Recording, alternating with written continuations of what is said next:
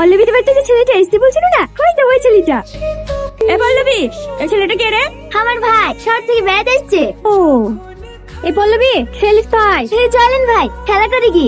আমি না না, আমি খেলবো না। কাকে ডাকছি? ও দৌড়াতে পারবে নাকি? শহরের ভেজাল খেয়ে খেয়ে সব শেষ। একটু তোর মারতে গেলে হবে, তোকে মরবে। আয় আয়, তুই আয়। আমিও খেলবো।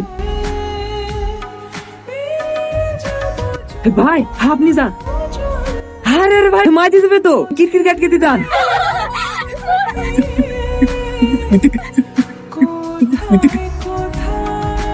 কি হলো, হেরে গেলে তো? প্রথমেই বলেছিলাম এটা তোমার শহর না।